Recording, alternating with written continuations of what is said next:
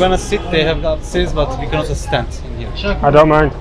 Yeah. Then we can eat in here and then continue because in the next place we can sit down. Yeah, okay. Bir tane dürüm abi.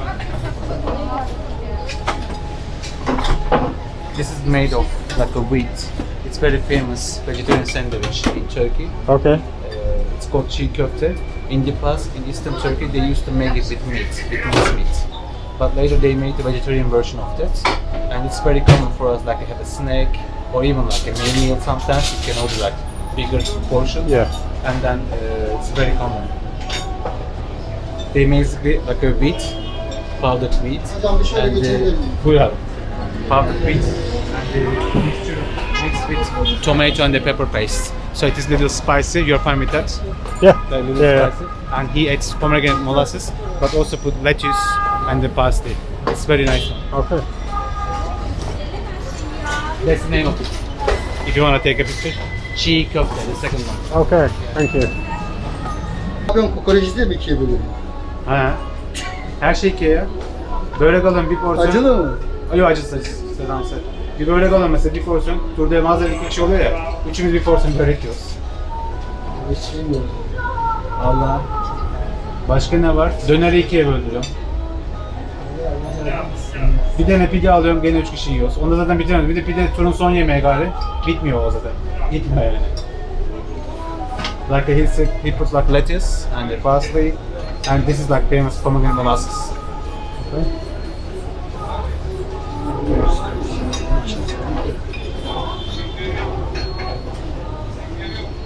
Yani anlayacağım biz doymaya gelmiyoruz, tatmaya geliyoruz.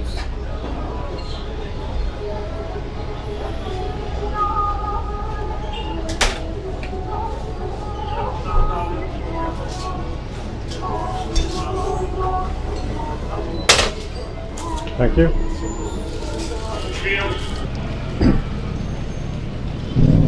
Yeah, it's really nice.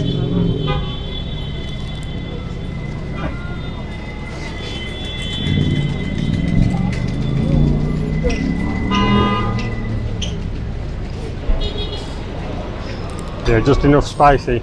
I don't like too spicy. That's okay. Me too.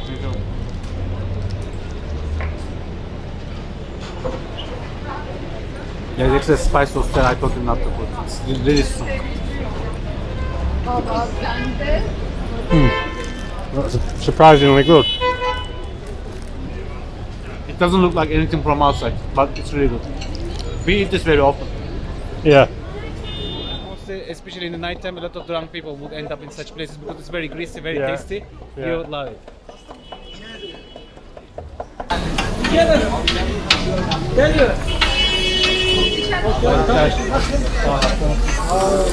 So this is called kokoreç.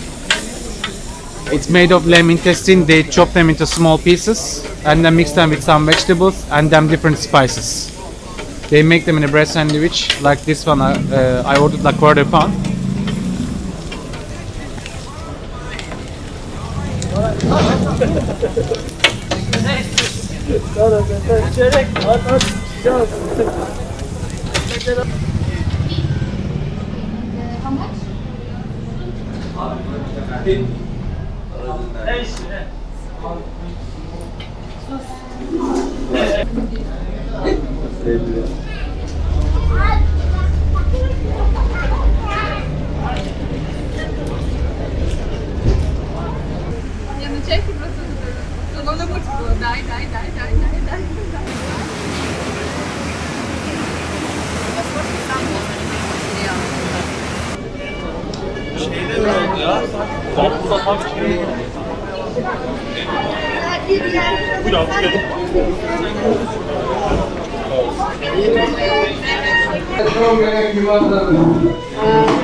They only have left three types. Plain one, Turkish börek, very nice. Yeah. They put powdered sugar on top of it. It's different style. And then they've got cheese and one with butter and is like soaked in the water, hot water. Like a what? Like soaked in hot water, Oh, like okay. in a tray. Oh. It's very nice. They've got only three types of them left at the moment, the freshly. Yeah. Okay. This is called börek. Sorry. Börek. B-O-R-E-K. Okay. Wow. Okay.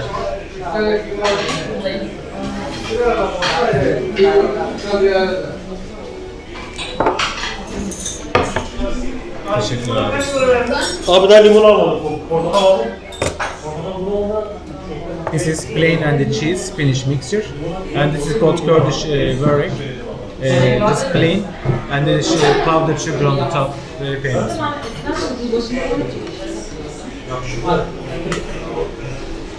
Beş kişi çıkıyordum ama çıkmadı.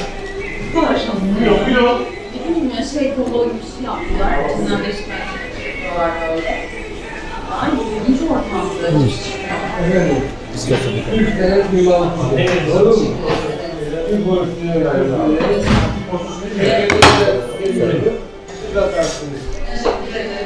Turkish tea.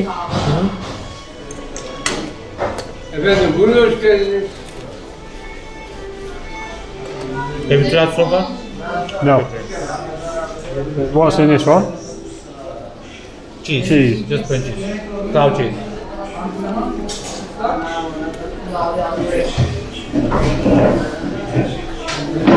They also have this with minced meat, but they didn't have lamb. Also when it's crowded and they serve them all. Damla gözleri yapardı. We would eat this anytime during the day, like for lunch, for breakfast, or for dinner. That's good. Thank you.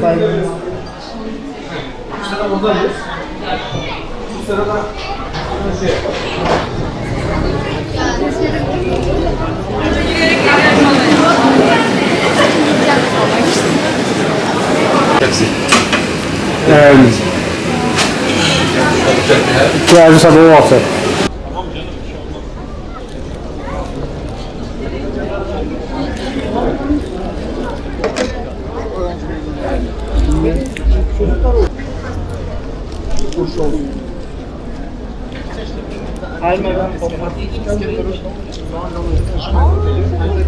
Oh, it's so good. That's good. Sebebini bilmiyorum. This is a very local place where they make the pizza, and they've got their own oven. Okay. All right. Yeah. So it's not that they do something like. Here they come. Teşekkürler. One piece is mine, all the rest is yours.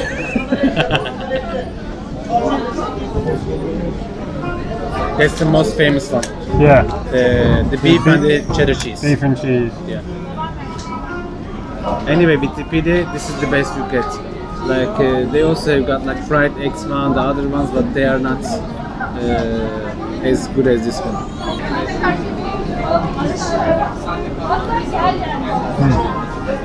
How's taste? Good.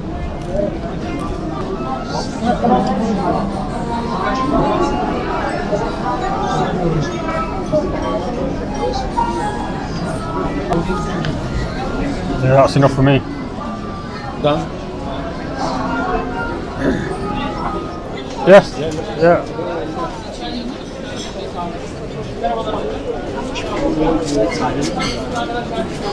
Diyorsun 3 ayda bir verirsen 2000. Hello. Hi. Hi. I'm with him. Yeah. Your camera is very good, very good, very Yeah. beautiful. Is lining now? Hands free. Not live. No. No? No.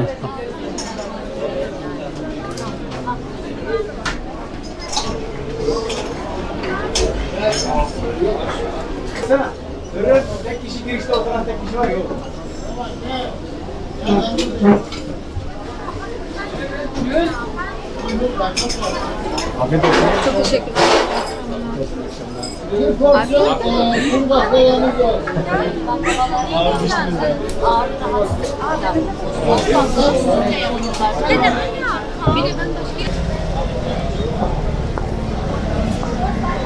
Try one now. Yeah, yeah. If I leave it any longer, I'll be too full. So you don't eat anything until tomorrow night. So this is baklava and it's Pistachio. pistachio and like pastry. Yeah, yeah, like 40, 60 layers.